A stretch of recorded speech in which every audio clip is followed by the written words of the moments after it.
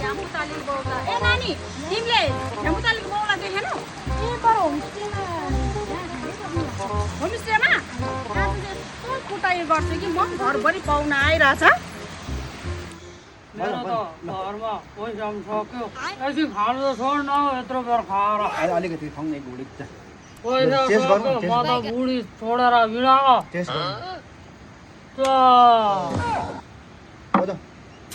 अनि तेरोमा छ भने 10,000 जस्तो मलाई दिइराख्न दिन्छौ पैसाको त अहिले कुरै नगर्न साथी दसैँले झुटो भएको छु अहिले त मेरो त त्यो पहिला पत्रै नै एक्लै बसोस् मलाई पैसा खालि पैसा चाहियो पैसाले मार्छ है साथी बुढीले मार्छ है खालि त्यसको पाहुना माइती घरको पाहुना मात्र भन्छ होइन म त त्यो माइती घरको आफ्नो घरको हेर्दैन अरे त बात मात्रै मार्छ खो यो खाँदैन त लु खुवाउ न छिटो मारिसक्यो अघि खाएर आएको रहेछ साथीले अन्त कहाँ हुन्छ अनि अम्मा अब यो खाइसकेर यो छ है यो कति होला खानु औ पानी लानौ क्याउ पानी त लगाएको थिएँ खोइ लगाउनु भनेको थिएँ मैले पानी त कडा रहेछ अन्त सुन न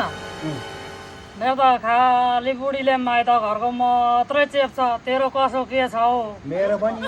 त्यस्तै छ हौ साथी आफ्नो घरको त यादै गर्दैन दसैँमा त्यत्रो पाहुना आएको त्यसकै घरकोलाई दिएर मात्रै सक्यो पैसा म त हिँड्यो अब म त माग्छु म सप्रिँदिनँ म आए पनि डराउँदिनँ म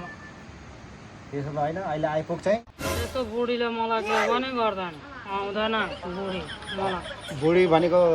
त खतरा हो बुढी भनेको त म त डर लाग्छ यहाँनिर खर्चु खाएर बसिरहेको हेर घरमा पाहुना आइरहेको छ हेर होमस्टेमा कुन चाहिँसँग नारिएर कुरा गर्दै गर्दै आयो भने त बुढीको कुरा गर्दै भन्दा त यसले बेसी माया गर्छ कसले माया गर्छ अरे किन भ्याएको छ कसले खान लाग्यो खाइखान्छ खाने मेरो मुन्डो दाम कति तिर्दिन म अब म बुढी